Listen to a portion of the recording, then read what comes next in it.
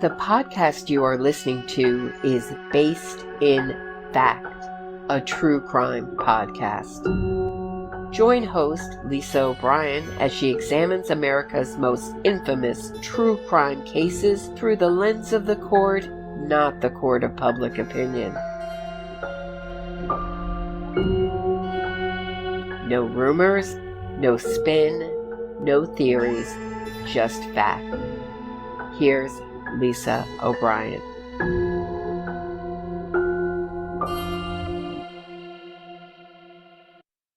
In episode 16, Kyle and I are looking at the case against Benjamin Cole. Cole is scheduled to face execution in Oklahoma on October 20th, 2022. In 2002, Cole killed his 9-month-old daughter, Brianna, while his wife was out doing laundry. We'll talk about the crime, Cole's trial, appeals, and post-conviction claims, which have included multiple attempts by his attorneys to challenge his competency to be executed in both state and federal courts. We'll also address some of the misconceptions regarding criminal culpability and competency to be tried and or executed in the context of the legal system. And good evening, Kyle. Welcome back. Good evening, Lisa. How are you? Very well. Of course, the other thing that's on everyone's mind, I'm sure, is Adnan Syed, a judge in Baltimore on Monday, after a motion to vacate filed by the outgoing state's attorney, who is currently facing federal fraud and perjury charges. A motion to vacate was filed by her on Wednesday, September 14th. On Friday, September 16th, the judge scheduled a hearing on Monday, September 19th, and at the end of that hearing, released Adnan Syed from prison after 23 years, and she vacated his murder conviction for the strangulation murder of Hae-Min Lee on January 13th, 1999. For Syed supporters, of course, that's wonderful news, but for anybody who's taken a critical look at the case and looked beyond the narrative invented for serial undisclosed in the case against Adnan Syed by Amy Berg, it's a little disturbing and a little frightening. Yeah, and I feel bad for Lee's family. They keep getting this through the mud.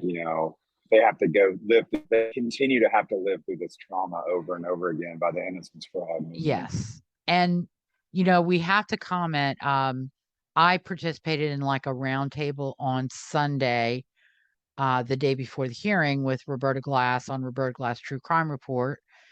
And her other guests were Rob Chadwick and William Ramsey, both social media people who have researched and commented on the case.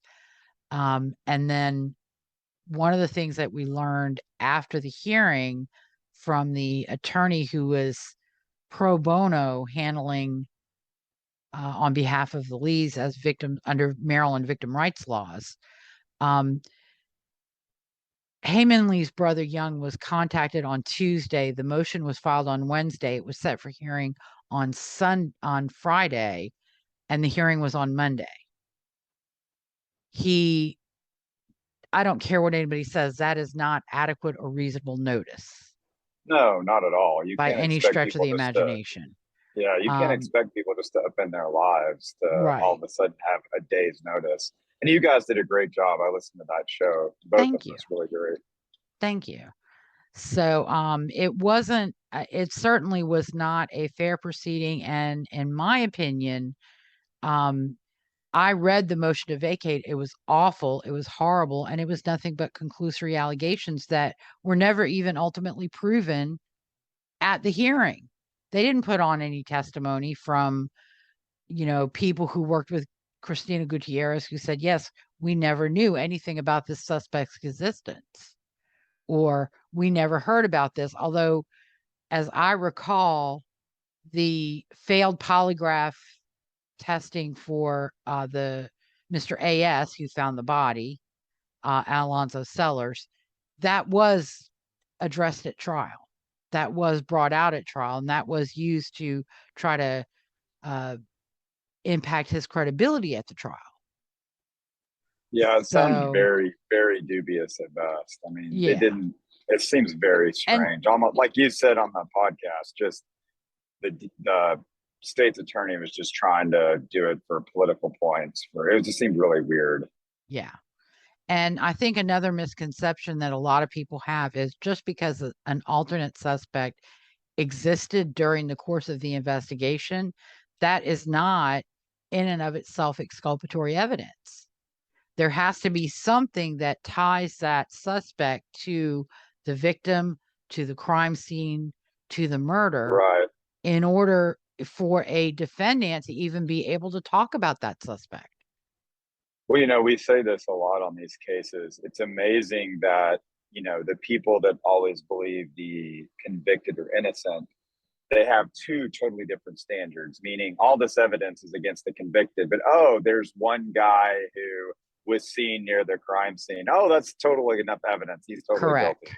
Correct. And that is exactly somebody's claiming that a person threatened Hay with making her disappear is evidence to accuse that person of murder, but a letter from Hay breaking up with Adnan Syed that has his handwriting saying, "I will kill," is not sufficient evidence.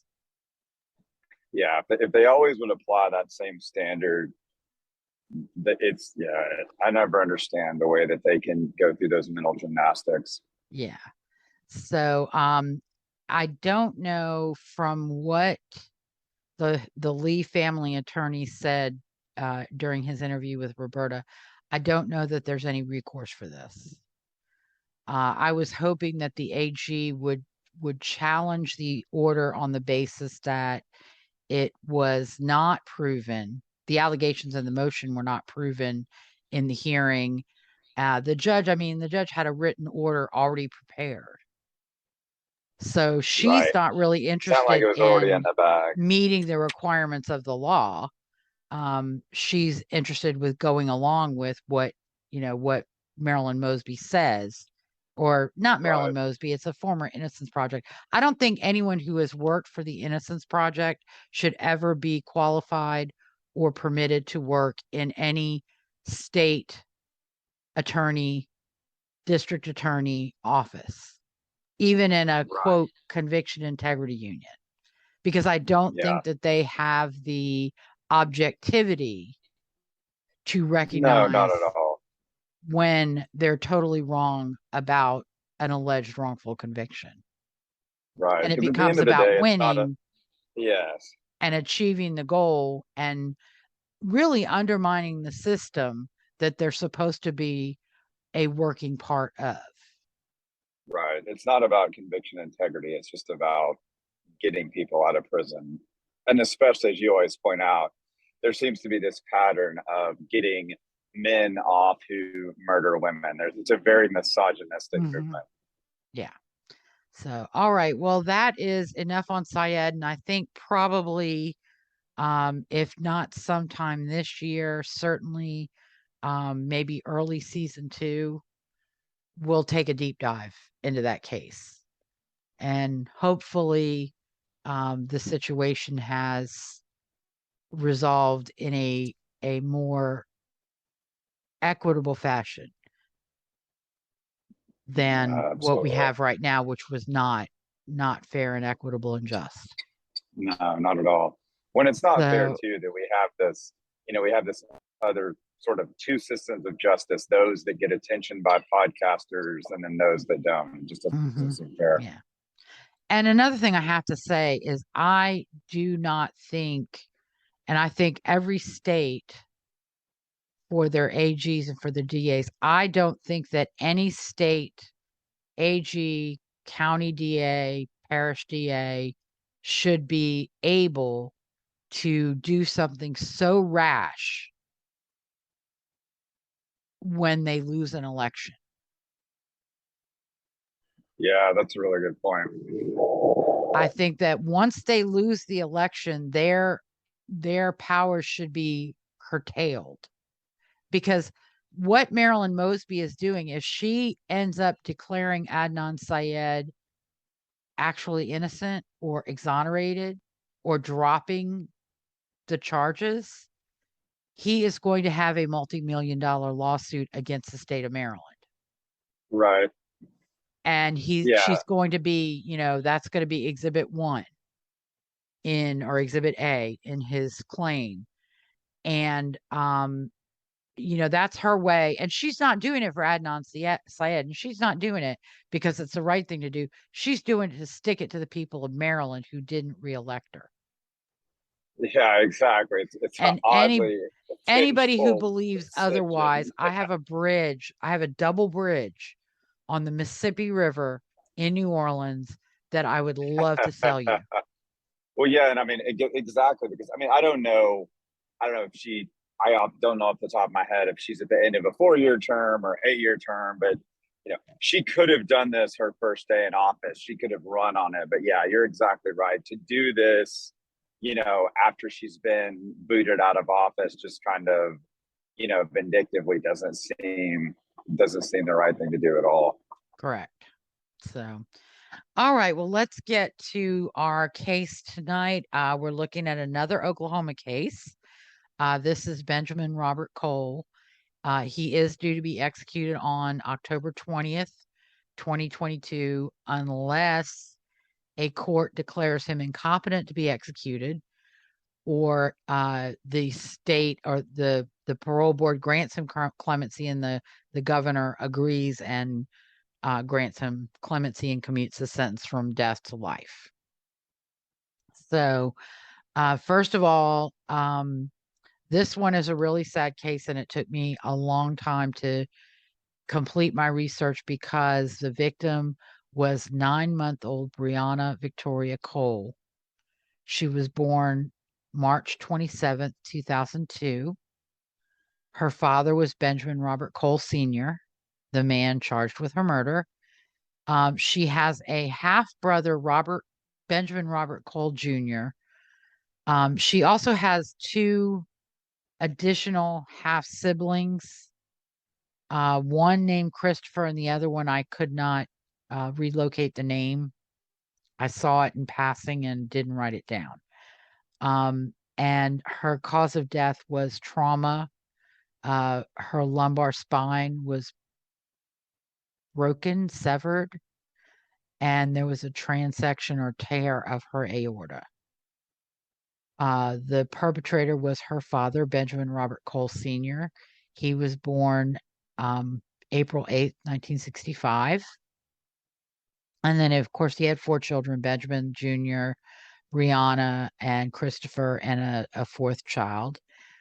He had a prior stint in the California prison system for abuse of a child. That was Benjamin Jr., which included a broken leg. And his victim was Brianna Victoria Cole, his 9-month-old daughter. The crime occurred on December 20th, 2002. Brianna was alone with her father, her mother, and they said wife, but it may not have been a marriage. It may have been like common law marriage. Yeah, it may have been just a long time. Yeah. She was out of the apartment doing laundry. Brianna began crying, and Cole went in, grabbed her ankles, and flipped her over from her stomach to her back, which inflicted fatal injuries on her. He didn't pick her up and turn her over. He grabbed her by the ankles and flipped her.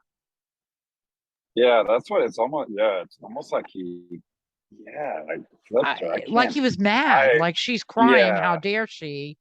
And he was drinking and playing video games and doing other things. So he had more important things than the care of his 9-month-old daughter. His child, for the few minutes that his wife was away or girlfriend was away, doing laundry. Of course, Brianna stopped crying. So Cole went back to his video game. And when his wife returned 10 to 15 minutes later, she was concerned because Brianna didn't seem right. Cole went into the room, looked at her, and said the baby looked fine. And then apparently, I guess, went back to his drinking and video game.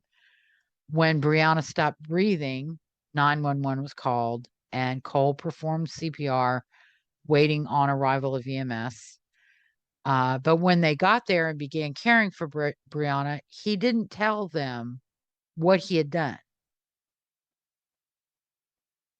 She went to the hospital. Well, of course not. Hmm?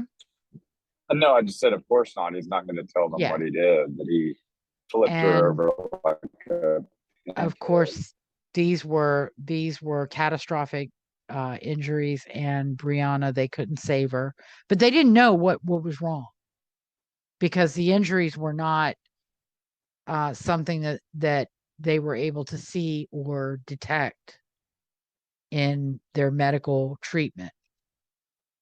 Cole did not also tell the police about grabbing Brianna and flipping her over. It was during his second interview with police when he was confronted with the ME's report detailing the injuries and that they wouldn't have just come from the baby laying in a crib, that he asked police, how much time am I looking at?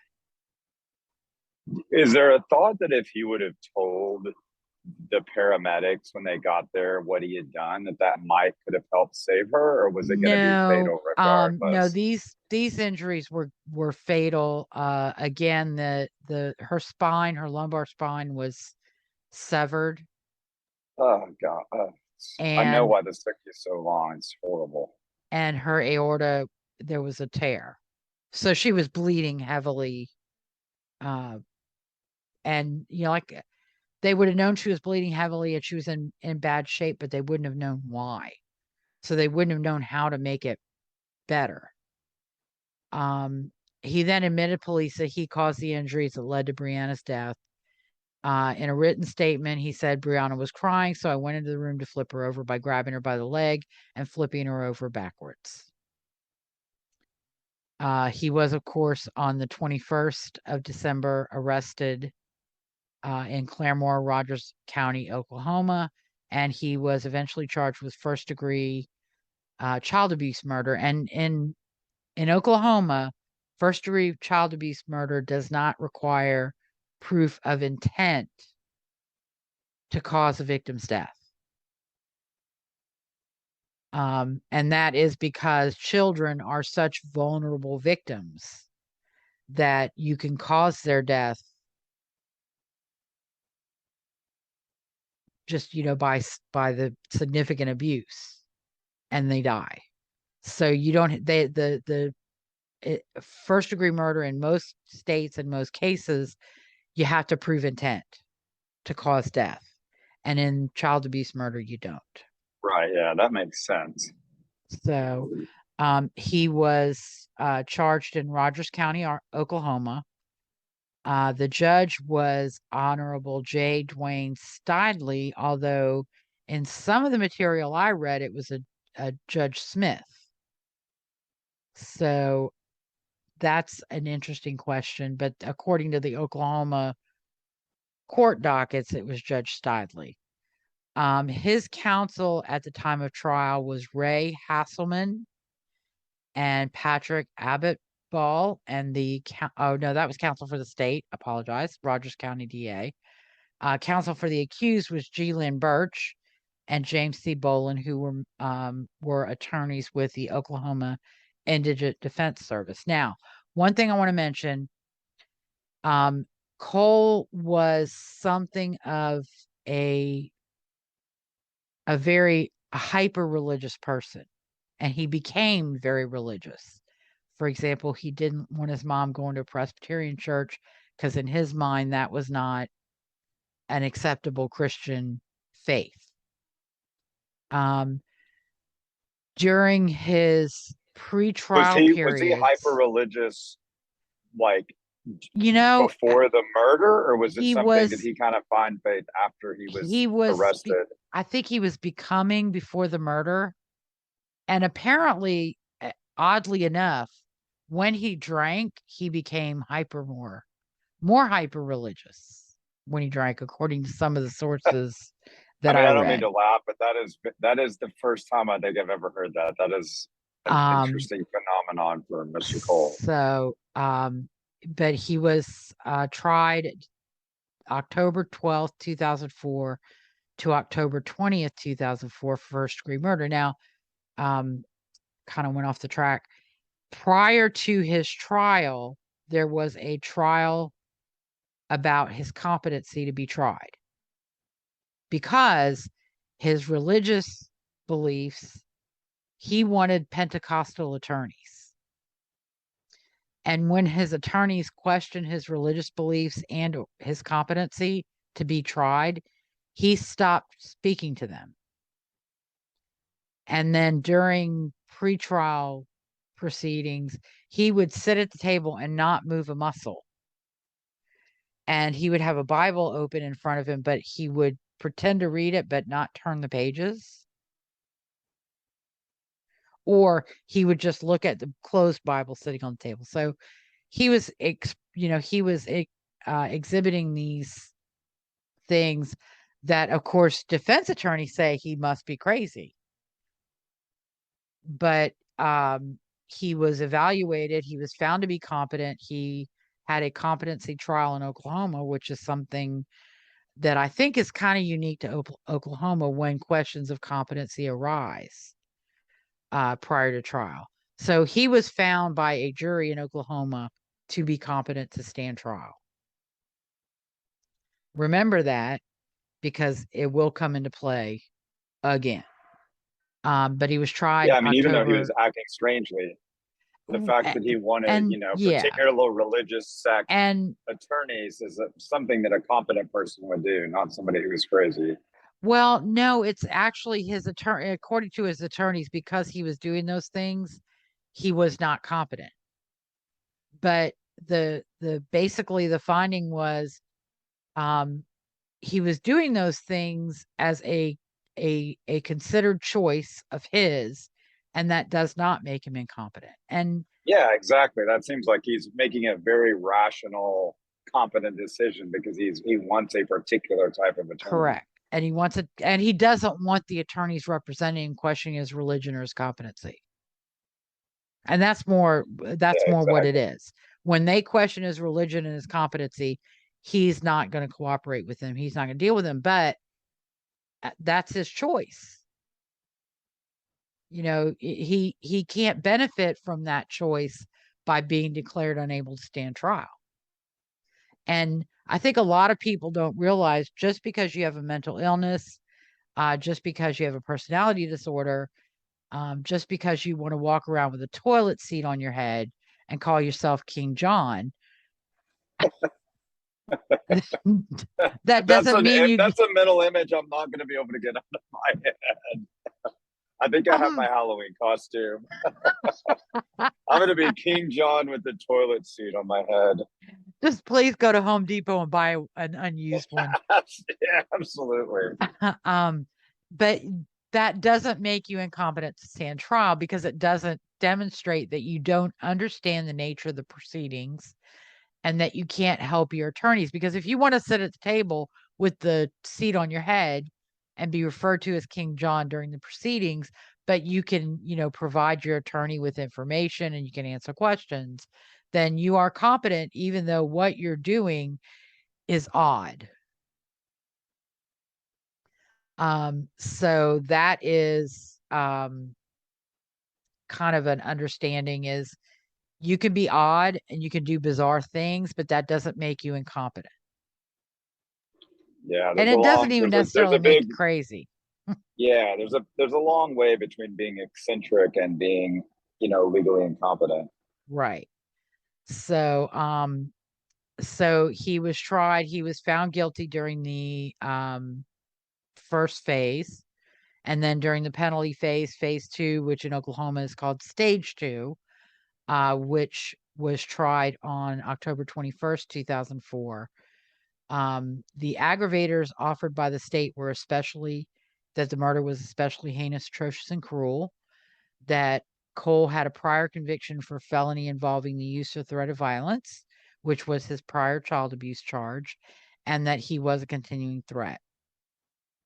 The jury found, I believe, only the heinous, atrocious, and cruel and the prior felony aggravator. I don't think they found the continuing threat, and he was sentenced to death. And that was formally, he was formally sentenced on December 8th, 2004. His direct appeal attorneys were James L. Rankings of Ogle and Welch, which appears that he actually had private counsel retained to represent him by someone somewhere. And the state was represented by the AG through Jennifer Dixon. Apologize for that. A notice of appeal was filed on December 15th, 2004. His brief was filed on January 23rd, 2006.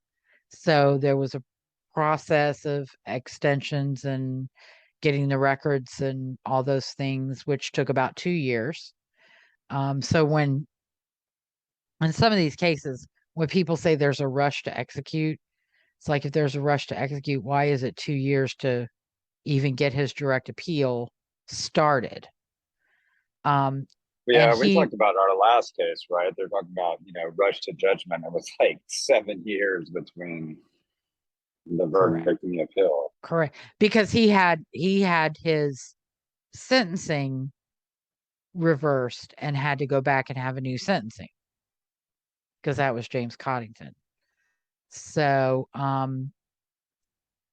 the pretrial issue, he raised multiple issues, and the way it's organized is the pretrial issues, propositions 2 and 4, that he requested a continuance in order to prepare and acquire critical mitigation evidence, more related with his refusal to speak to attorneys who were calling him a religious nut and incompetent to stand trial, and that he was denied the effective assistance of counsel after he developed a conflict with trial counsel and requested to have them replaced.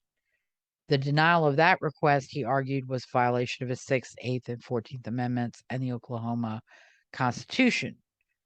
Then he had first stage issues in trial of the evidence of his prior criminal conviction and prison sentence in California for aggravated child abuse was erroneously admitted, that that there were 3 gruesome autopsy photos of Brianna that were admitted at trial that deprived him of his constitutional rights to a fundamentally fair trial, again citing the 6th, 8th, and 14th Amendments and Oklahoma Constitution.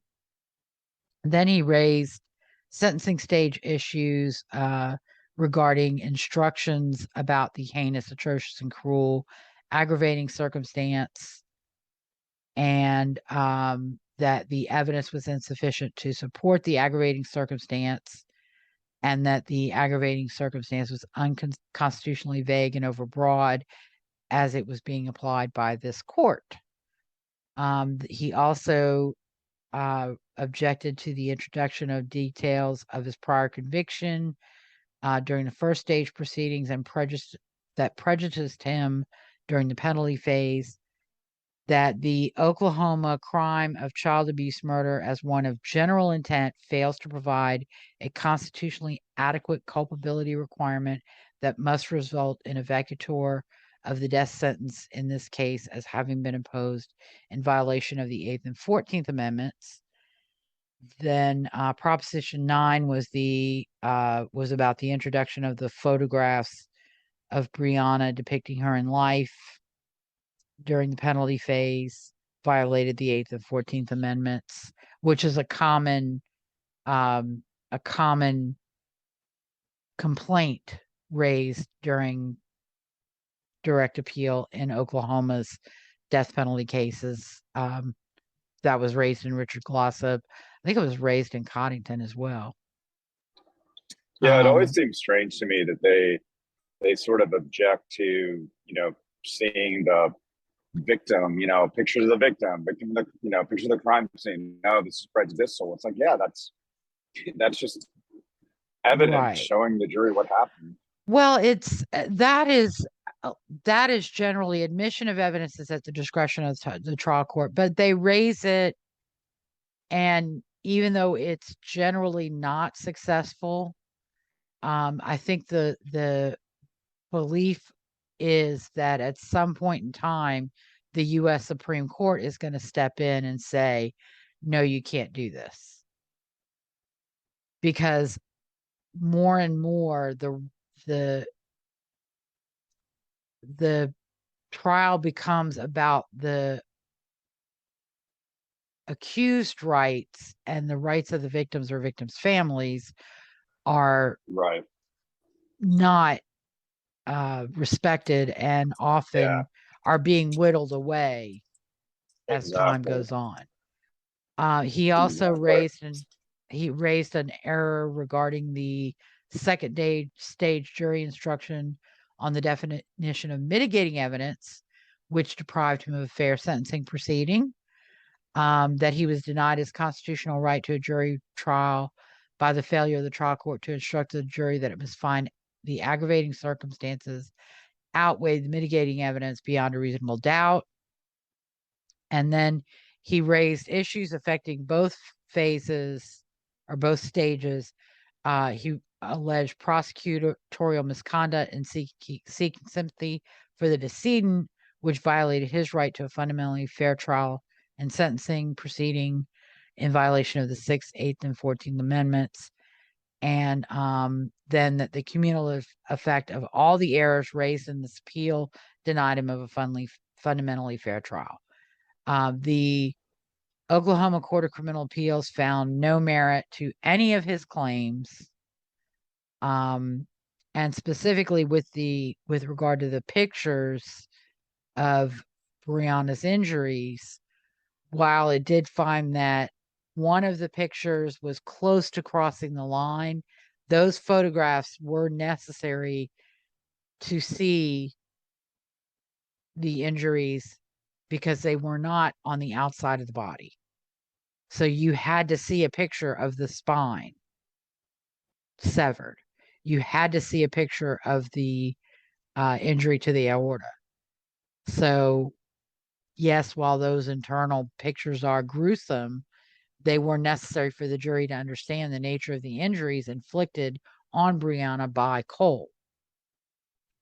On July 11th, 2007, Cole's conviction and sentence were both affirmed. He filed a writ at the U.S. Supreme Court on the 8th of November. He filed an application for extension of time, which was granted on November 13th. And then on January 22nd, 2008, he filed his petition for writ of certiorari, asking the U.S. Supreme Court to review the conviction and sentence. That was denied on May 19th, 2008. So it's at that time that his conviction and sentence become final. And the burden at that point shifts to Cole. If he says he's actually innocent, then he has to prove it. If he says there's error at his trial, he has to prove it. And that's something, too, that will come into play. Now, if he had not applied for a writ with the U.S. Supreme Court, his conviction and sentence would have become final when the mandate was issued by the Oklahoma Court of Criminal Appeals, or on the date of the decision if there was no mandate issued. In some direct appeals, there's a mandate, but in other states, the decision itself is the final determination.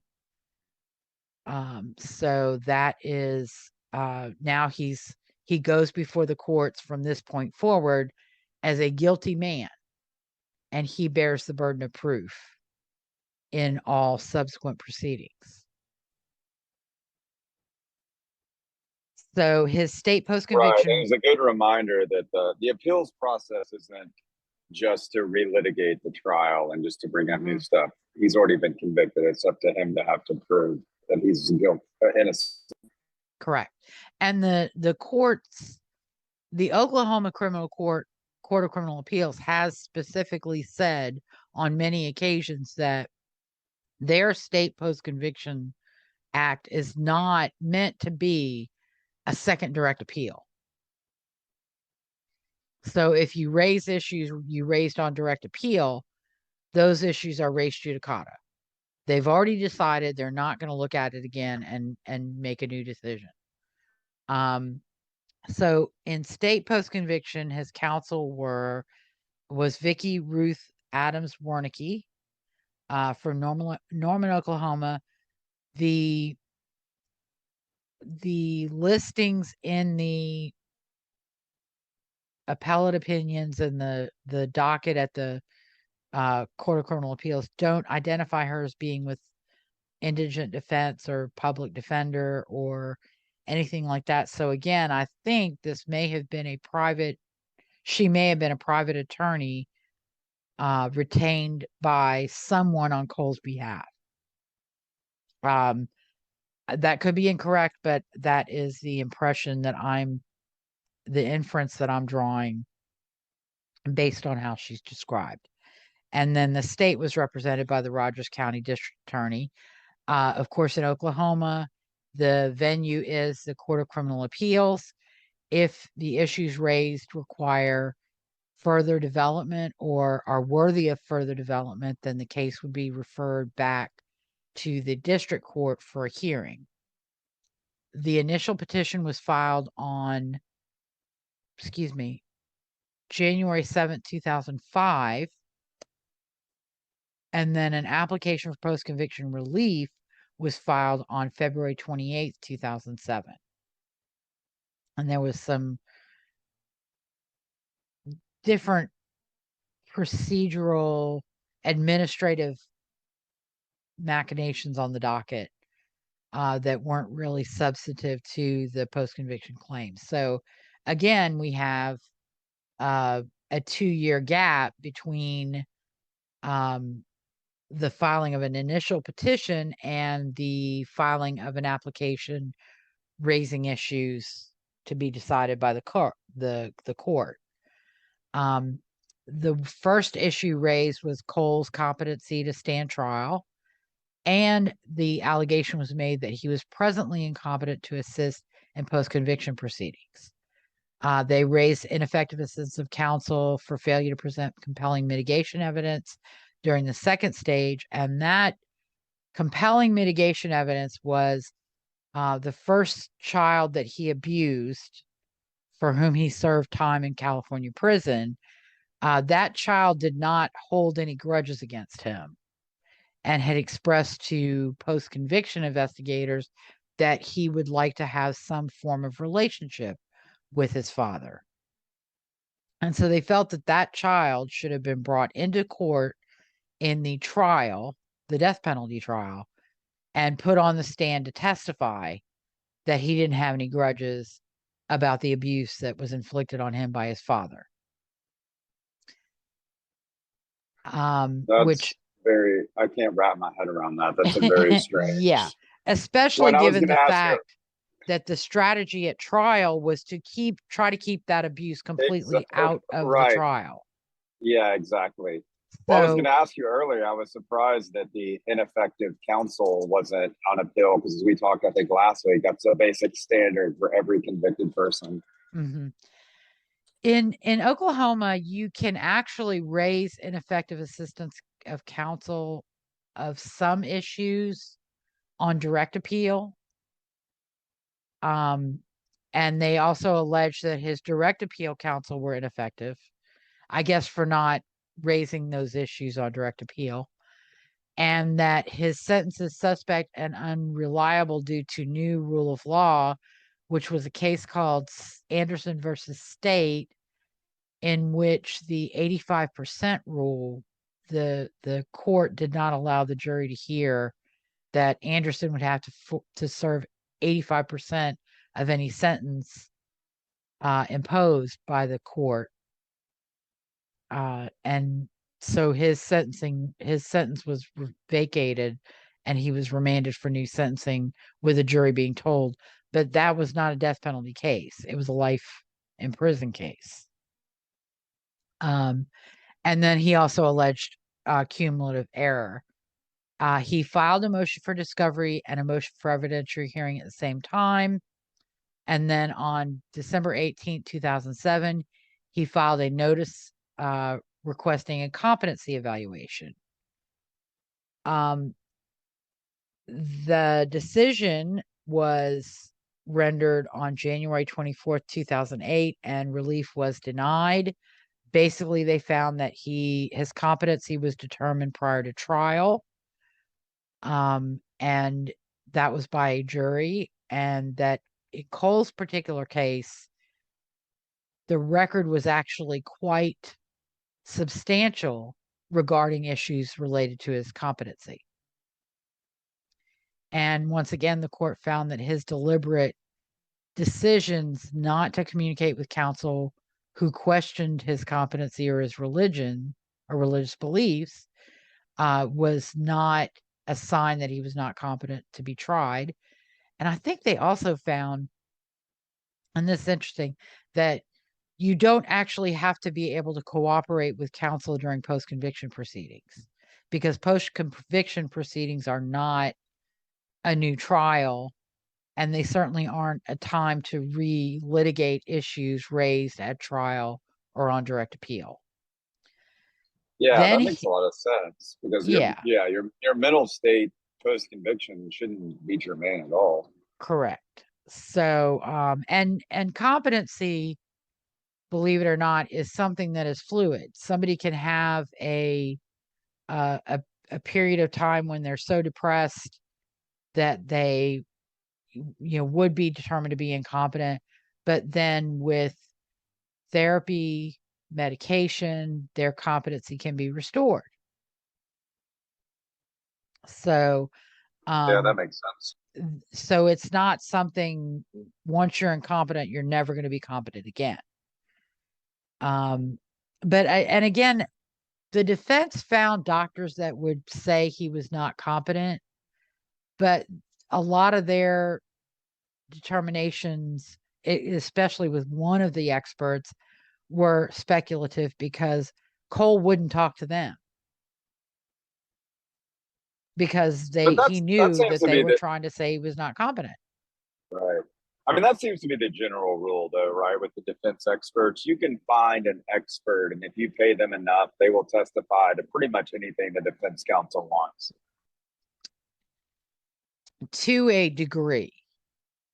In when you're dealing with death penalty litigation, I would say yes, that is more common than not. Yeah, I mean, fair to a degree. They're not going to go crazy, but yes, if you need to say this person, you get pretty good spectrum that you can get them to testify on what you want them to say. But I mean, I've seen in the civil realm, I've seen like accident reconstruction experts who call and say, look, I've looked at this and your client does not come out looking good. It looks like even though your client swears up and down that it was the other guy's fault, it was really your client's fault. And when you're dealing with a plaintiff, that's not a good outcome for an expert review. And so I really can't help you. And, I've seen it on the defense side as well, saying, your client claims it was a plaintiff's fault, but all of my recreations say it's his fault. And so I'm not going to be able to help you. And the worst thing in the world is to end up having your opponent find out that expert has determined that your particular client is at fault, and then is able to secure that expert's testimony. Yeah, absolutely. That seems like a definite no. So, but it depends on, and I've worked for a plaintiff's attorney that would like contact every expert in the area just so that they couldn't be hired by the other side, even though he'd never hire him himself. So, but that was in Tennessee. So, federal habeas, he went on to federal habeas court. He requested appointment of counsel. So then he was represented by the Federal Public Defender's Office. The attorneys were Thomas Kenneth Lee and Timothy Richard Payne. The state of Oklahoma was still being represented by the Attorney General of Oklahoma. And the case was in the Western District, United States District Court, Western District of Oklahoma. Honorable Claire V. Egan, Chief U.S. District Judge. And the grounds raised in his motion to appoint was filed June 2nd, 2008. And then on May 18th, 2009, so a little bit under a year later, he files his petition for writ of habeas corpus. They argued in ground one that he was incompetent to stand trial and incompetent throughout all subsequent proceedings in violation of his right to effective assistance of counsel and due process, not to be tried while incompetent, that he was denied his right to the effective assistance of counsel because there was a complete breakdown in communication between Cole and his attorneys at trial, that the trial court erred in denying a request for continuance to acquire and prepare critical mitigating evidence, that he was denied his right to effective assistance of counsel during the second stage because counsel failed to investigate and present mitigation evidence that would personalize him to the jury, that appellant counsel performed ineffectively on direct appeal, that the status of Oklahoma's crime of child abuse murder as one of general intent fails to provide a constitutionally adequate culpability requirement that must result in vacatur of the death sentence as having been imposed in violation of the 8th and 14th Amendments. The admission of gruesome autopsy photos deprive Cole of his rights under the 8th and 14th Amendments. Those are the amendments that address cruel and unusual punishment. Is the 8th Amendment, and the 14th Amendment is the amendment that applies those rights in state proceedings. That there was prosecutorial misconduct in seeking sympathy for the decedent by repeated references to God and religion infected both stages of Cole's trial, resulting in violations of his rights under the 8th and 14th Amendments. That there was a failure to provide an adequate instruction that informed the jury that it must find conscious physical suffering as a fact beyond a reasonable doubt before concluding that the murder was especially heinous, atrocious, or cruel, and that deprived Cole of his 6th Amendment right to a fair trial, his 8th Amendment right to a reliable sentencing determination, and his 14th Amendment right to due process of law. Ground 10 was that his sentence did not comport with the 8th and 14th Amendments because there was insufficient evidence to support that the murder is especially heinous, atrocious, or cruel. That Oklahoma's heinous, atrocious, or cruel aggravating circumstances was unconstitutionally vague and overbroad. That the aggravating circumstance fails to narrow the class of defendants eligible for the death penalty. That the trial court's failure to instruct the jury that it must find aggravating circumstances outweigh mitigating evidence beyond a reasonable doubt denied Cole his constitutional right to a jury trial under the 6th, 8th, and 14th Amendments. And that's something they raise, and I think I've seen it in Reed as well. So they're doing it in Texas. But that's not, you don't have to find aggravating circumstances outweighing mitigating circumstances beyond a reasonable doubt. All you have to do is find that the aggravating circumstances exist beyond a reasonable doubt. And it actually helps that they don't say you have to find mitigating circumstances to any degree. If you think they exist and you think they reduce your defendant's culpability, then you can find that they outweigh the aggravating circumstances. But they want juries to have to say, oh, the aggravating circumstances outweigh the mitigating by beyond a reasonable doubt. So, that is going to make it harder for juries to sentence people to death. If they find aggravating and mitigating are kind of equal, then they can't sentence the defendant to death. So there's a method to their madness. Yeah, they're clever. I'll give them credit. My favorite one of those appeals is the guy who is kind of, the intensely religious person objecting to God being mentioned during the trial. That was my favorite. Well, no, his attorneys are objecting to that. And what it was basically the prosecutor during, I think, second stage closing repeated something his father once said, was that a baby crying is God's way of asking you to help that child. Or something to that effect. And he doesn't believe that, I guess, now. His attorneys don't believe it. His attorneys are godless heathens. There you go. Okay, that's true. He wouldn't talk to them because they made fun of his godly choices. They used his religious beliefs as a way of saying he must be crazy. Yeah, he's a Christian. He must be a lunatic. Then he also argued, of course, cumulative error at both phases deprived him of his constitutional rights. The decision was rendered on September 1st, 2011.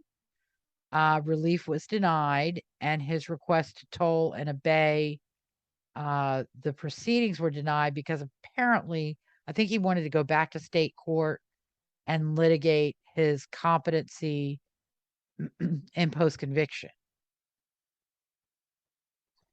And so he wanted the court not to decide anything until that competency was decided. And that was denied. He was granted a certificate of appealability on the breakdown in communication with counsel, the ineffective assistance claims, the admission of the autopsy photos, the prosecutorial misconduct allegations, and the insufficient evidence supporting heinous, atrocious, and cruel aggravator. That was, of course, appealed to the 10th Circuit Court of Appeal, which the notice was filed October 3rd, 2011. The 10th Circuit affirmed the denial of habeas relief on November 18th, 2013. On February 18th, 2014, they amended their decision. They denied rehearing, and they denied an expanded certificate of appealability. And it appears that they really just amended the decision regarding the admission of the autopsy photos and the breakdown in communication. There was something in the first decision that should have been addressed that was not addressed. And so they amended to address that issue. But it wasn't really a substantial difference. It's not like they said, "Oh, wait, we're reversing and remanding this to the district court to grant relief on this issue," because that ultimately they ended up affirming the denial of relief. And the mandate for that issued on March 12th, 2014. Cole's attorneys again went to the U.S. Supreme Court. They filed an application for extension on May 6th, 2014. That was granted on May 12th, and the writ was filed on July 15th, 2014. And when that petition was denied on October 6th, 2014, his habeas denial became final. So there, the post-conviction, he's exhausted all of his post-conviction remedies. He's had one round of state post-conviction. He's had one round of federal habeas post-conviction, and he's been denied relief. So none of the issues he raised were meritorious, and his trial was confirmed as having been fair and comporting with all due process requirements. Right. And this is what, we're 13 years after the crime. Is that right? Is my math right? We're 12 years because it was 12. 2002, so 2014. On October 10th, 2014, the state applied for an execution date because state and federal post-conviction remedies had been exhausted. Cole objected to this on October 15th, 2014, but that objection was denied on October 24th, 2014, and his execution date was set for March 5th, 2015. And I read the objection and I really could not figure out what exactly the basis of the objection was, because it was really just a lot of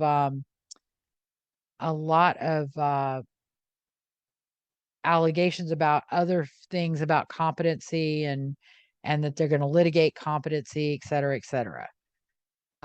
So then on the 28th of July, Cole got a stay of execution from the U.S. Supreme Court pending resolution of Glossop versus Gross, which was the challenge to the Oklahoma's execution protocol. So he gets caught up in all of the Glossop appeals about the drugs. Correct.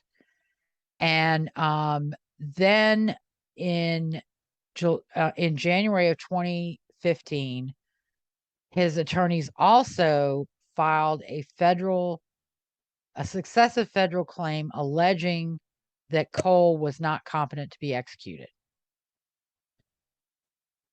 The petition was filed, petition for writ of habeas corpus was filed on January 30th, 2015. A motion for discovery was filed on the 6th of June, 2015. On the 29th of June, Oklahoma's method of execution was found to be constitutional by the U.S. Supreme Court.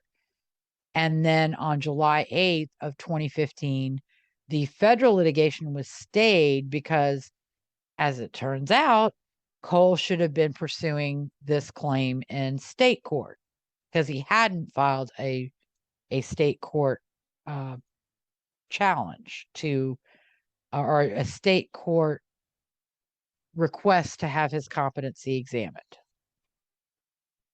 So on September 16th, 2015, Cole filed a petition for writ of mandamus, challenging his competency to be executed and seeking an order requiring the warden to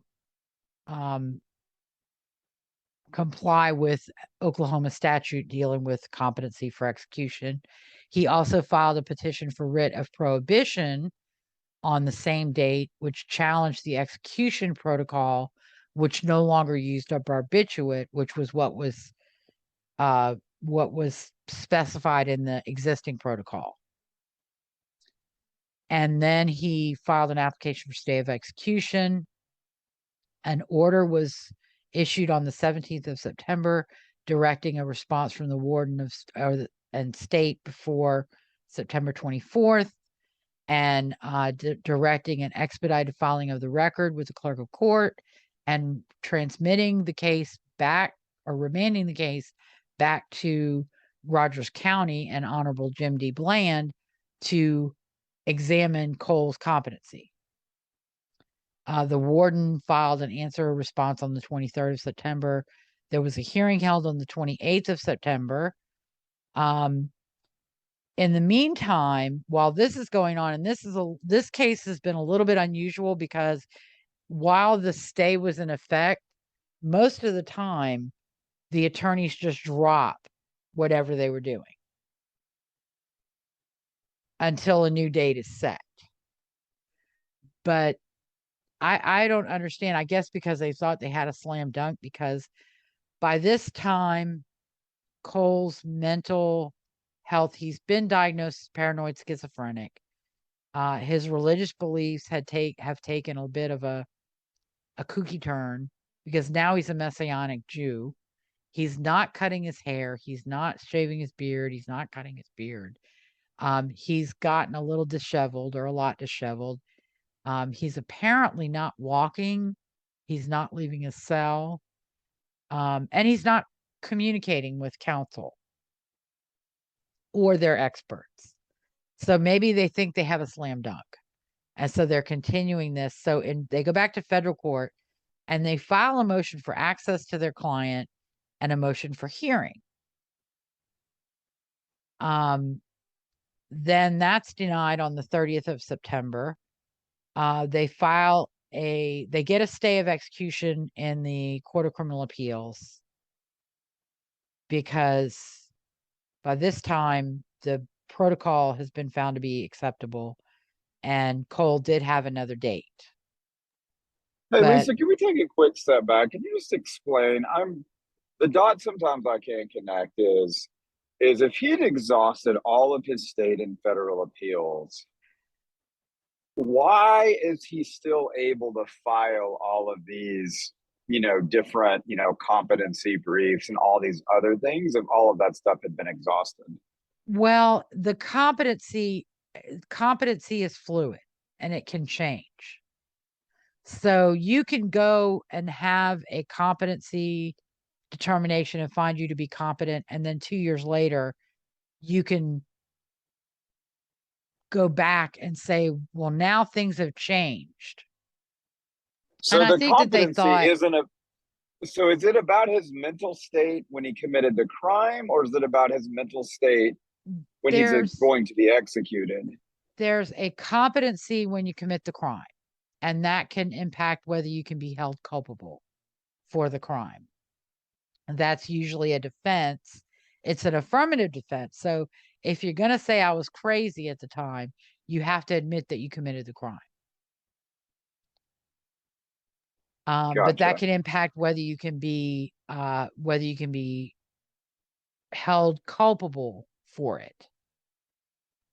And that usually results in a jury finding a not guilty by reason of insanity or mental disease or defect, or temporary insanity.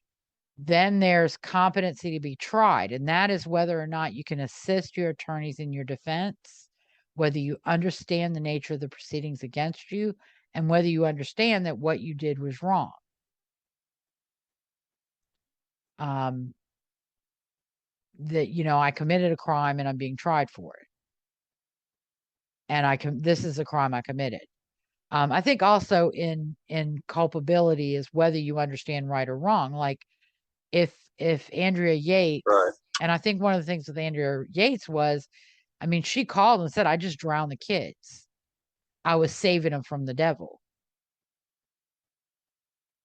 And so she's not lying and saying, I fell asleep and apparently my older child tried to bathe all the kids at one time and all 5 of them drowned.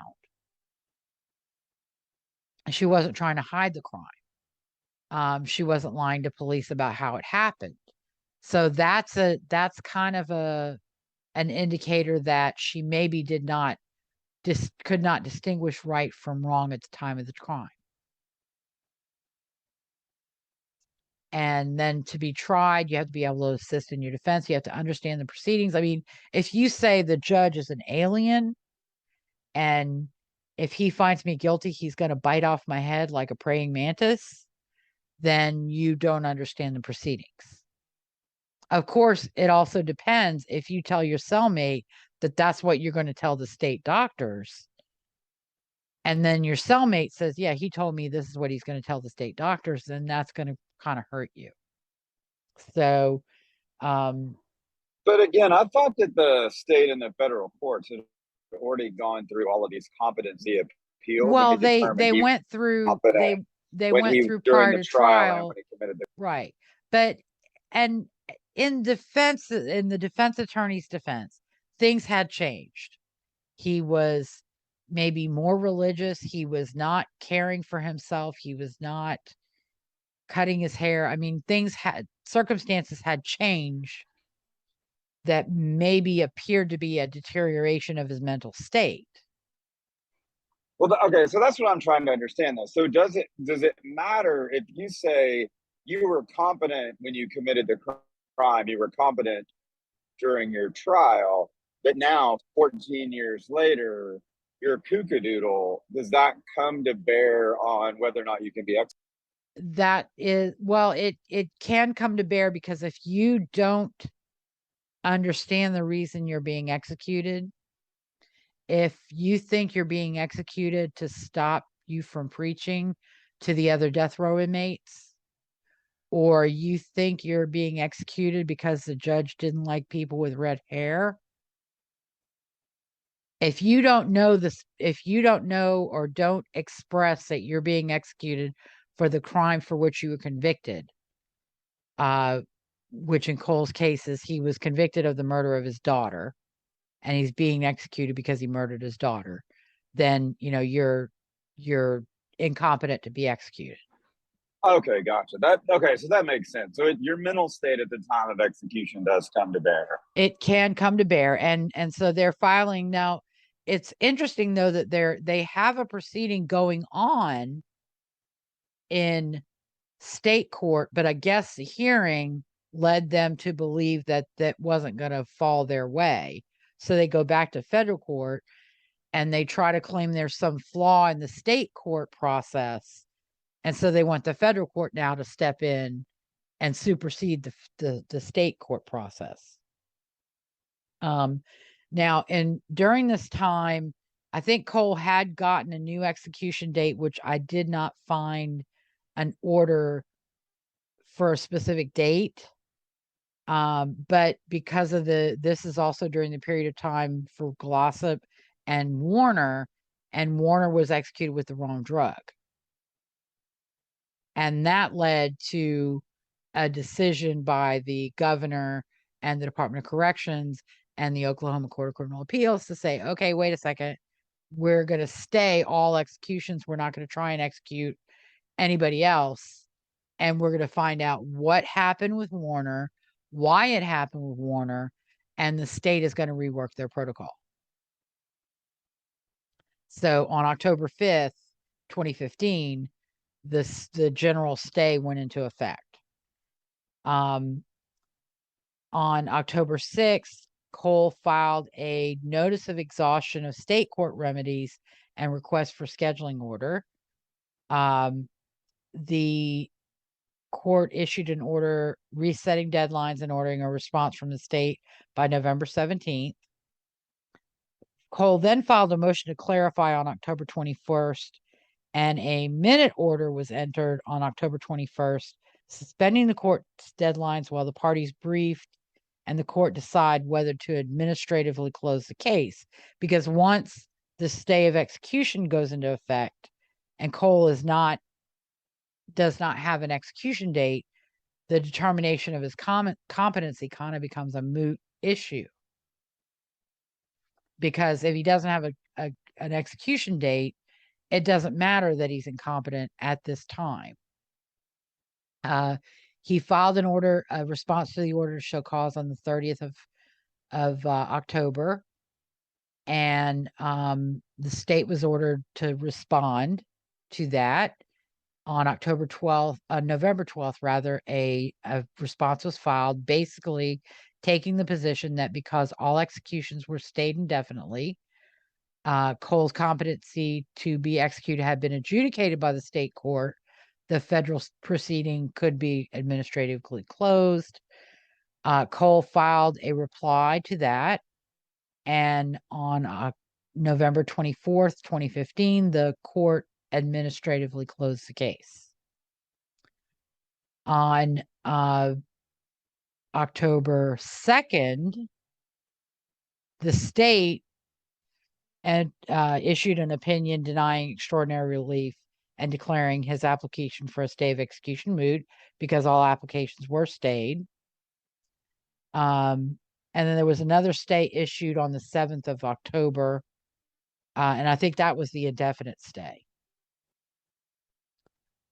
Between October 30th, 2015 and January 29th, 2020, the state filed various status reports. On February 13th, 2020, their amended protocol was filed.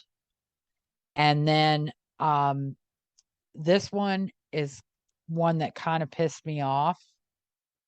So buckle up, Buttercup.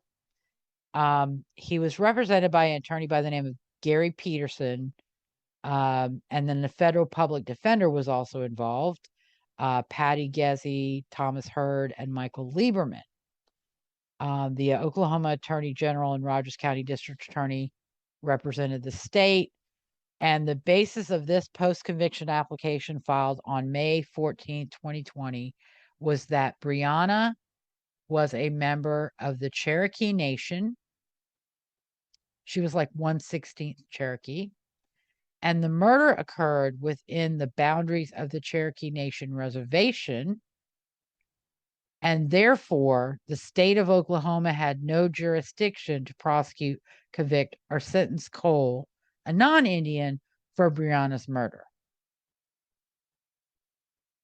Does that mean he's going to subjugate himself to the Indian capital punishment, which I'm guessing cruel and unusual is not a part of their constitution? Well, I don't know that they were thinking that far ahead, and actually there are tribal courts on some reservations, but on most reservations, it's actually the federal court.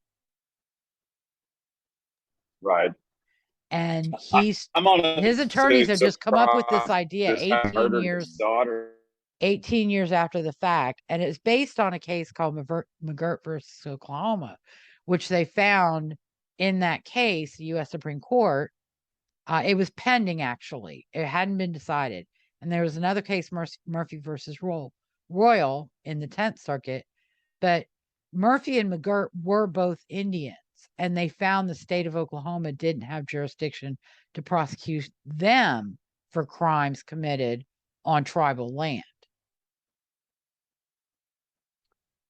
And those were decided long after Cole's conviction became final. Yeah. But again, these were all issues that he should have brought up in 2004, right? He theoretically, yeah, he could have brought him up in 2004 on direct appeal. He could have brought him up in his post-conviction. Theoretically, could have even maybe brought him up in federal post-conviction. Well, yes, even because during the trial, he knew her status. Even during He's the known trial, her status. yeah. I mean, this is something he should have brought up even, during his actual trial. Yeah, or prior to the trial, actually. He should have filed a writ of prohibition prior to the trial. Right. So hey, you don't have standing.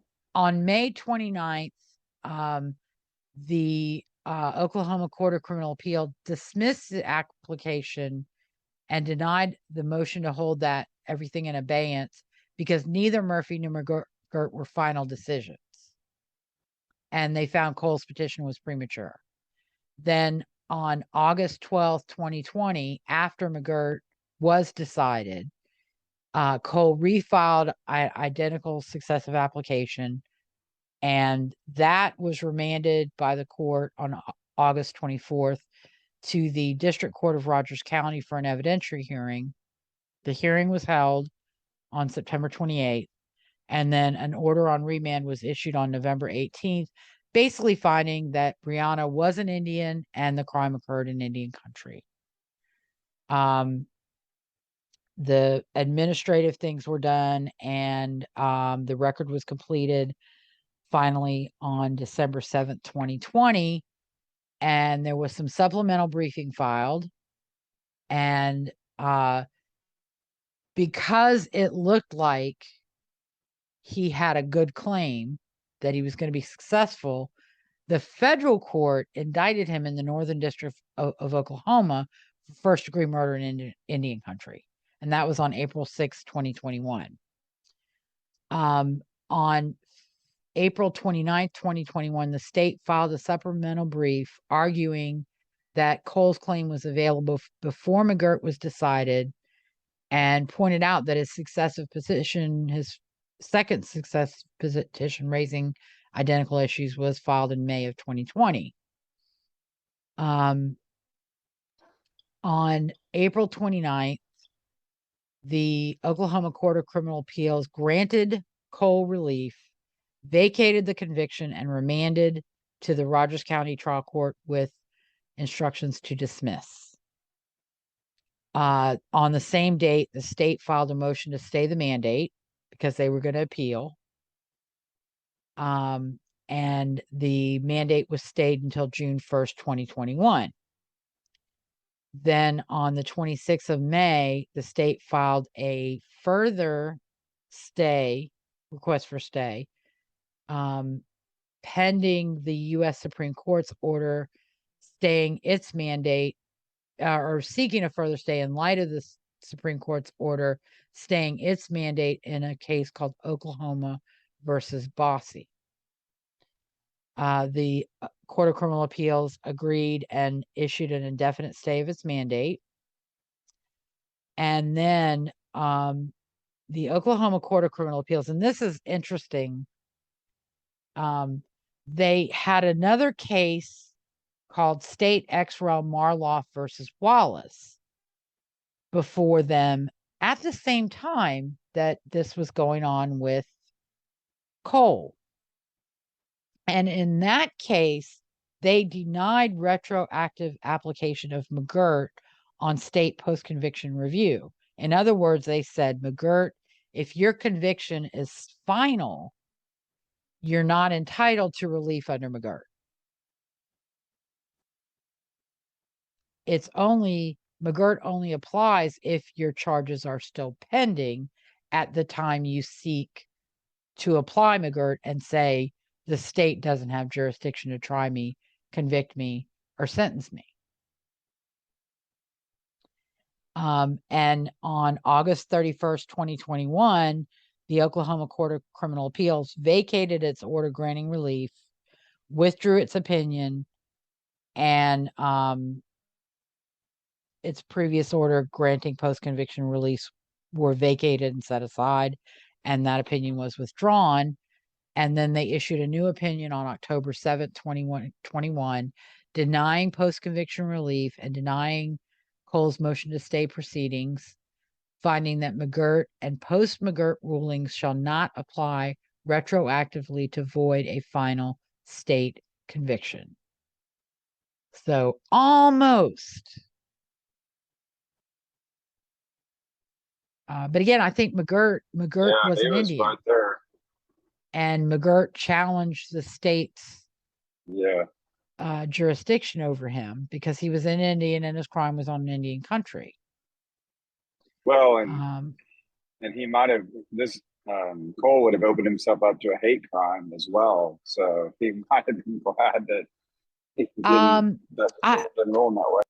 I don't know that would have been. I don't think that would have been possible because he never expressed any animus. I was being a little tongue in cheek. I apologize. But he would have been tried in federal court, and by this time, federal court, President Biden has said we're not going to seek death penalty. Yeah, that's true. And I think they thought there'd be a new canvas for competency and challenges and all that. So the mandate also issued on the same date, and there was a motion for leave to dismiss without prejudice filed in the federal case because now that his state conviction has been reinstated, there's no need to prosecute him in federal court. And that was granted on October 14th, 2021. And his warrant was returned unserved on October 19th, 2021. Cole filed a writ to the U.S. Supreme Court seeking a determination by it that McGirt did apply retroactively to convictions that were final when it was decided. The state filed a respondent's brief that was on January 3rd, 2022, and they basically framed the question as whether state courts must apply McGirt retroactively on state post-conviction review. And on February 22nd, 2022, that petition was denied by the U.S. Supreme Court. So the U.S. Supreme Court chose not to determine retroactive application of McGirt at this time. That may be another case for another day. So then on February 17th, 2022, Cole's attorneys go back to federal court and they seek to reopen the case for the competency claims. They try to have a next friend appointed to act on Cole's behalf. The state opposes that because counsel couldn't demonstrate that Cole was incapable of acting on his own behalf, and that the self-appointment, because this is a person who's been acting on Cole's behalf for years, but they couldn't prove that his self-appointment was insufficient to meet the rules under Whitmore, which is a Supreme Court case. The Cole filed a reply, and basically they argued that because he would not make decisions and placed him in God's hands, he needed a next friend to act for him. On April 14th, 2022, the next friend's appointment was denied. There was a minute order denying Cole's motion to reconsider, and the court found no error in its prior order denying his request on June 9th, 2022. Then the state and Cole agreed to a mental health evaluation at the Oklahoma the Oklahoma Forensic Center. And that was ordered on July 1st, 2022. Or rather, no, that was agreed on in June. Later in June, Cole filed a motion for access by a defense expert to evaluate him while he's at the state facility, and sought further state court proceedings to determine his competency to be executed, and saying that would be necessary under Ford versus Wainwright. The court denied the motion and found that the motion was premature in light of the remedies available under Ford, and that Cole had expressly agreed to an evaluation at the Oklahoma Forensic Center that would be performed by an expert chosen by the center, and that the court was not going to let him now renege on that agreement, because that's what he was trying to do. And on July 21st, 2022, the expert, Dr. Orth, submitted a report to the court, which was sealed, but I think based on inferences that I draw from Cole's attorney's actions, he found Cole to be competent to be executed. And it's funny because Cole won't cooperate with the defense experts, but then he cooperates with the state experts. And at that time, to Dr. Orth, he said, "I'm going to be executed for killing my daughter. And I take responsibility for killing my daughter." So, yeah, you can always, it seems like on a lot of these things, they go halfway, but they're never fully committed because, they're obviously, he's faking it. Right.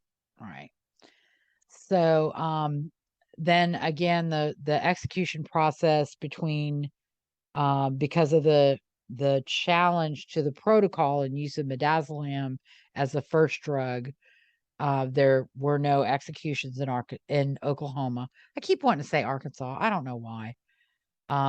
Between March 1st, 2021 and June 1st, 2022, the state and Cole each filed their own status reports of the proceedings and the processes. And then on June 6th, 2022, we've already talked about Judge Frio, or Friot, or however you pronounce his name. I'm sorry if I'm pronouncing it wrong. found that Oklahoma's execution protocol was constitutional. And so he dismissed the challenge by the inmates. On June 10th, of course, we know from Glossop and Coddington that the state filed a notice seeking 25 execution dates over the next 2 years. And Cole was determined to be third in line because of the position of his or when he completed his post-conviction challenges. And on June 13th, his attorneys filed an objection and sought to hold setting of execution dates in abeyance until the Pardon and Parole Board was shown to be compliant. Apparently, they believed that there was no mental health expert appointed or sitting on the board, if I recall correctly. The Pardon and Parole Board immediately provided information about Scott Williams, who is a mental health expert and has worked in such a field for however long. And so they withdrew their objection on the 14th of June. Then they filed an objection to setting an execution date based on pending matters in federal court, citing their mental health evaluation ordered in federal court, which was still ongoing at the time, and the need for further litigation under Ford versus Wainwright, and relying on a federal public defender's letter to the warden asserting that Cole was incompetent to be executed. Because what the writ of mandamus does is it makes the warden have to comply with state law to determine whether Cole is competent or not. And then, but there are certain bars you have to meet. The appellee, which was the state, responded on the 17th of June, pointing out, as they did with Glossop and I think Coddington, they cite no case law supporting their request to delay setting an execution date, that the issues raised regarding Cole's competency can be resolved prior to the date requested by the state, and that setting an execution date and resolving competency issues is actually the normal course rather than holding an execution date in abeyance until competency is determined. Right, that makes sense. They filed a reply that basically said everything the state said was a misconception. And some of these replies that I'm reading from the defense, and I'm seeing it in Rodney Reed's case more and more, I think that the attorneys are really coming very close to the line of not demonstrating the candor to the tribunal that they're supposed to do under the ethical rules, as well as being confrontational and attacking the person of the state, the prosecutors, rather than their position. Can you say a little bit more about that? What do you mean by the candor? Well, they're supposed to tell the truth. They're I gotcha. They're not supposed to say, to blatantly lie. And like with Stacey Stites' case, I'm sorry, everything the Innocence Project says about what witnesses have said. I mean, they lied about what Curtis Davis said. They lied because he said Jimmy Finnell told him he got home at 11 o'clock or 10 o'clock. When Curtis Davis said no such thing, he told the guy, I don't know what time you got home. I'm just guessing based on how long and when I get home when I'm involved in this little league. Practicing. Got it. So basically they have to at least, I mean, they can't knowingly and blatantly lie. Yeah. You talk about candor. They have to at least, they can't just completely and intentionally misrepresent facts, which seems obvious, but it also And it's I not, guess a lot of them clearly do it. It's not a matter, and it goes beyond, in my opinion, it's going beyond citing the facts that support your position and ignoring the ones that don't. It includes actually misrepresenting what a witness said. And the Dalia DiPolito case was another example of that. I mean, I Right. contemplated for weeks whether or not to report Brian Claypool to the California bar, because the motion to dismiss and the writ of prohibition were nothing but lies. So there's a little bit of this, they can do some of this stuff on TV and it's social media. They can promote a little bit of smoke and mirrors, but at the end of the day, their obligation and their legal briefs is to be honest, and they can't take the BS they sell publicly into the court. Correct. And they're doing it in the court of public opinion already, because they're misrepresenting what happened at court proceedings in their press releases all the time. Right. But you can't bring that court of public opinion into the actual courts. Correct. You have to be and like I said, I think that they're coming very close to the line. And there's a distinction between only citing the facts that support your position and misrepresenting all of the facts as a whole. And I think that's what they're doing more often than not, is they're misrepresenting the facts as a whole. And misrepresenting what witnesses said, even witnesses who have totally destroyed your position. And I'm getting a note that my internet connection is unstable, so let's get back on track. And I'm sorry if I've dropped. Are you still there, Kyle? I am. Yeah, you've been great. I haven't lost you at all. Okay. All right. Well, let's get back on track, because I don't want my connection to crap out. So, the court denied on the July 1st, of course, we know from Coddington and Glossop, Cole's objection to setting a date was denied because there was no action currently pending in state court at that time. And his date was set for October 20th, 2022. On July 5th, a clemency hearing was set for next Tuesday, September 27th, 2022, and briefs were ordered, or petitions were ordered to be filed by September 16th. So the petition on August 15th, Cole filed a petition for writ of mandamus, a petition for proper evaluation by experts, because he doesn't like the opinion rendered by Dr. Orth, a motion for an evidentiary hearing, all challenging Cole's competency to be executed, seeking state proceedings to determine his competency, and seeking to have him evaluated by experts chosen by Cole's counsel. And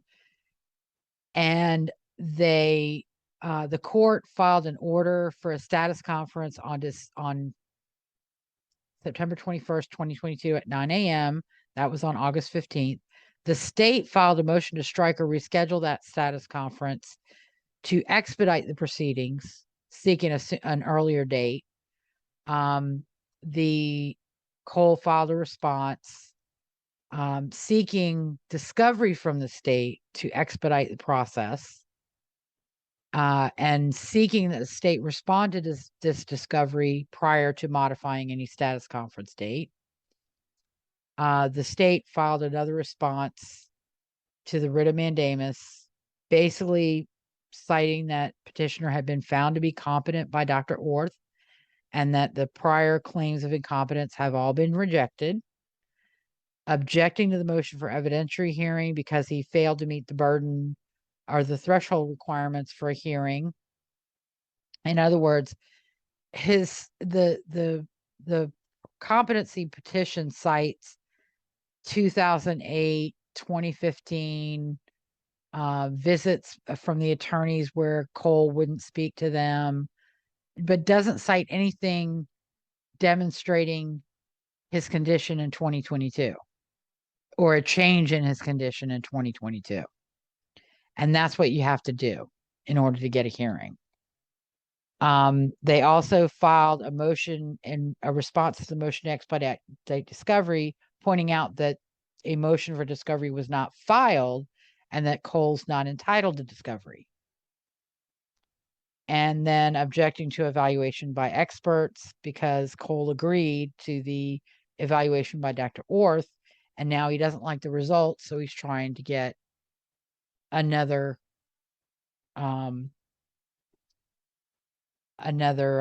evaluation. He filed Cole filed an omnibus reply, which was a reply to everything filed by the state, disagreeing with Dr. Orth's findings, pointing out he has an expert that doesn't think Dr. Orth did a good job, alleging that there are records that demonstrate Cole's deteriorating mental health condition, and that he has evaluations that contradict Dr. Orth, although I think all these precede Dr. Orth by multiple years. He's also relying on the paranoid schizophrenia diagnosis, which, again, having a mental illness or a personality disorder does not make one crazy or incompetent to stand trial, to be held legally culpable, or to be executed. There was a motion for stay of execution filed on August 31st.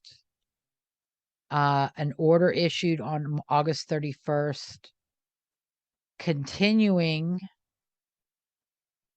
the hearing to September 14th at 9 a.m.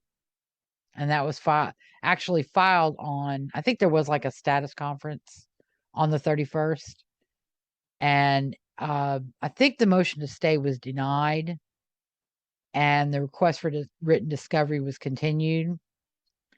And the state has filed proposed findings of fact for the mandamus, basically citing Cole's long history of cutting off communication with counsel when they question his competency or his religious beliefs, and pointing out that everything cited by Cole's attorneys just shows that that pattern is continuing, and that his competency has previously been decided, and he's demonstrated no change in circumstances, and that Dr. Orth has found him to be competent as of 2021. There is an evidentiary hearing set for September 30th at 9 a.m. And the judge is allowing Ferris, who is the warden, and Cole to be the only two witnesses called. Everything else is going to be submitted on a paper record, reports, etc. Cole did file his clemency petition, which again cites his psychiatric and medical diagnoses, his history of alcohol and substance abuse, and history of alcohol and substance abuse by his family members, including his mother's drinking and drug use during pregnancy with him. Y'all, I am a child born in 1964. My mother drank, my mother smoked, all through her pregnancy with me. It was only in 1965, when she was pregnant with my sister, that the doctor said, you should watch how much you drink now. And she was still allowed to smoke. So during that generation, it was not it was very abnormal. Right. And, you know, I mean, yeah, his family members, like his parents, step-parents, step-siblings, gave him alcohol and drugs when he was a young child. You know, that is tragic, but it's not as tragic as breaking a 9-month-old baby in half. Well, that's always the I'm hard part of those sorry. things. Like, yeah, it's tragic. You had a horrible childhood, and that's terrible, but that doesn't give you a right to kill your child. And That's the not a really, blanket excuse. the really, really sad part is it barely mentions Brianna or offers any insight or remorse for her death, or what Right. That's what's missing cost, from all these cases is, yeah, there's no remorse. There's no, I feel horrible. you know, and no remorse for those affected by her murder. So The petitioners also filed proposed findings of fact. That's Cole's attorneys. And it's, it basically cites shaky factual findings, citing events in history from 2008 and 2015, and relying on opposing expert findings of incompetence based mostly on speculation, because Cole won't cooperate with these doctors when they're sent to evaluate him by the defense. On September 23rd, 2022, in the federal competency proceedings, the warden filed a request to communicate with Dr. Orth without involving Cole's counsel relative to pending future state court proceedings, and that was granted. And the judge said, my order appointing Orth was never meant to restrict either party's access to Dr. Orth. So that's pretty much Benjamin Cole.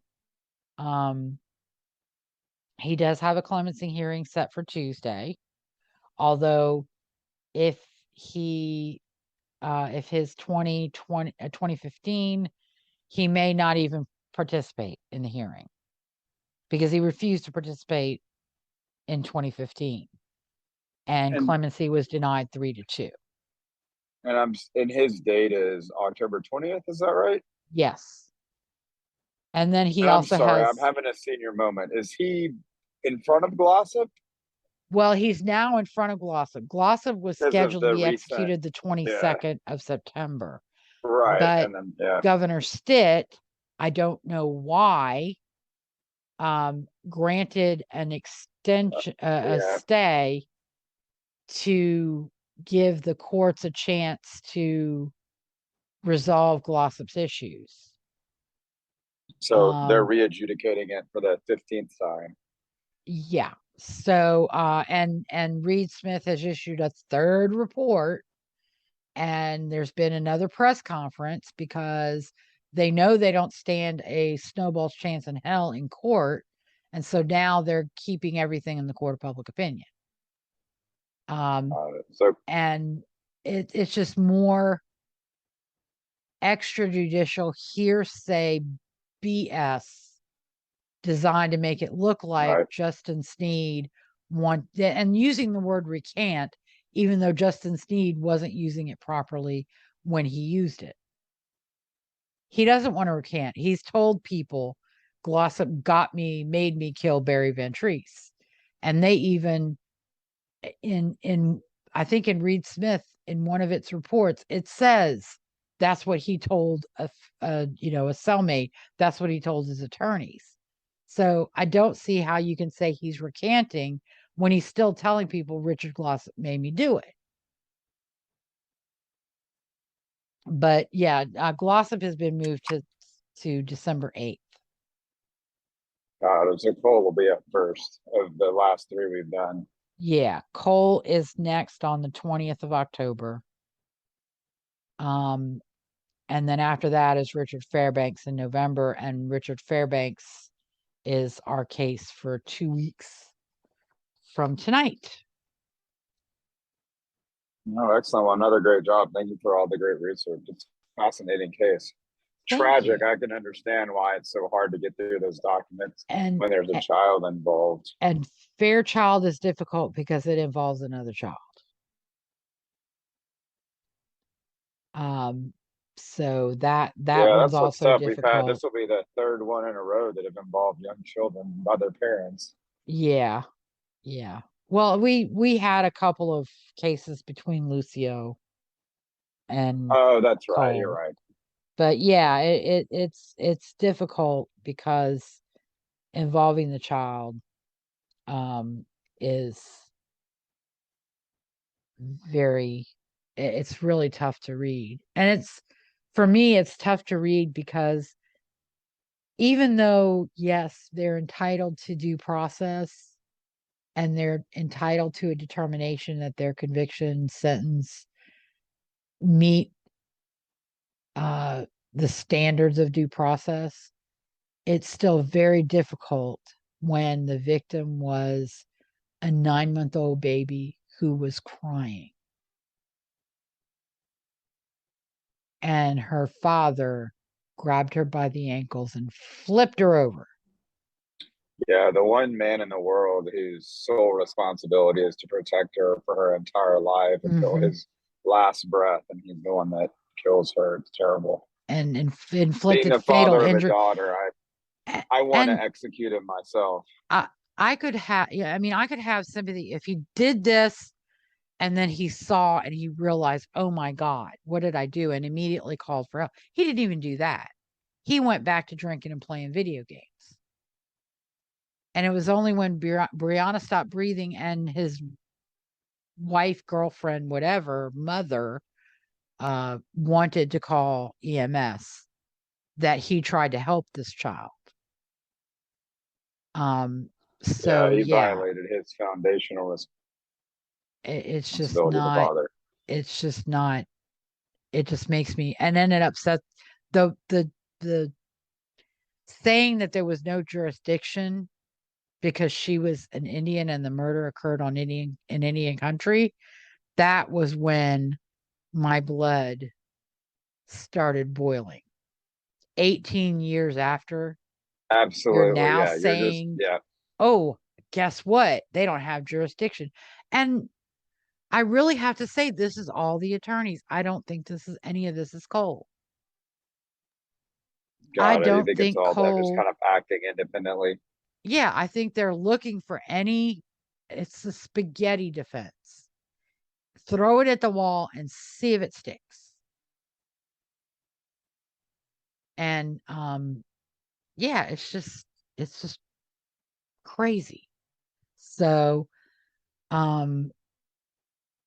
so that's Cole. And we'll see where it stands. And I'll, once the order issues on the competence, I will certainly update everybody. And I will update everybody on the clemency after that is decided Tuesday. Because we'll get a determination from parole board. We won't know from Governor Stitt probably until October 19th. Because he's just a dick. Waiting to the last minute. It is kind of counter stereotypical to see, a governor of Oklahoma issuing all these stays of people that are obviously guilty. Well, I think that he's getting pressure. I know from Julius Jones he got pressure, and that's why he ended up granting the recommendation of the parole board and commuting his sentence to life without the possibility of parole. I think with Glossop, he's getting some pushback from the legislators who still have no freaking business involving themselves in this process. Yeah, exactly. If they want to involve themselves in the process, then they can look at the law and change the pass law. new laws. But I think even that has to be done with the Court of Criminal Appeals in addition to the legislature. But then they do that. Fine. Lobby the Court of Criminal Appeals to say, you know what? You can come to us as many times as you want with post-conviction writs. And we'll grant hearings on everything, and we'll grant discovery on everything, and we'll give you anything you ask for. That's not how court's supposed to work. And that's, it's like I have somebody on Twitter asking me my qualifications to say that the judge in Syed wasn't a good judge. And I'm like, what are your qualifications to say that she is?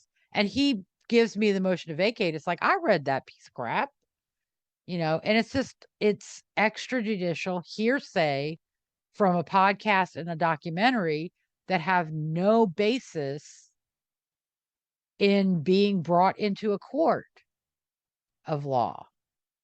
And a judge certainly shouldn't be granting a motion to vacate based on what was said in serial and what was said in a documentary. on HBO that are puff pieces to make it look like Adnan Syed is innocent or that he didn't get a fair trial. So, all right. Well, off my soapbox before I fall off and hurt myself. Any final thoughts, Kyle? No, I think it's again, thank you for all your research. You have such a great podcast because you do so much exhaustive work compared to most of the true crime world. It's basically a 2-hour reading of Wikipedia. So always educational, learn so much about sort of the legal system and all these sort of complicated processes of appeals. Thank you. I appreciate that. All right. So I'm ready to go watch House of the Dragon. Thank you for listening to Based Me in Fact. too. Yeah. That's what the next case needs to be adjudicating Damon's latest crime. In his appeal before the king. I don't know. I need a scorecard for that show. But I like watched Game of Thrones for entertainment late in the game, and I really did not care about the storylines or what happened or how it happened or when it happened. Although there were a couple of deaths that I was like, oh my God. But like blowing up the sept with all the people in it. Yeah. And then having your son walk out a window because she killed his wife. That was it worth it? I don't think so. Some pretty insanity. So, although she did make herself the queen with no right, but anyway, can I close it now? Absolutely. Have a great rest of your weekend. Thanks for all your work. Thank you for listening to Based in Fact, a true crime podcast with Lisa O'Brien and co-host Kyle Evans. If you like the show and want to know more, you can find us on Facebook or follow me on Twitter at O'BrienLand. Join us in 2 weeks for episode 17, State of Oklahoma versus Richard Fairchild. Fairchild is scheduled to face execution in Oklahoma on November 17th, 2022. Fairchild was convicted of the brutal child abuse murder of the 3-year-old son of his girlfriend, Adam Broomhall, on November 14th, 1993. We'll talk about the events of that day, the evidence of Fairchild's guilt, his trial, conviction, and sentence, and legal challenges mounted since his conviction in 1996. Until then, have a great 2 weeks and stay safe. Good night.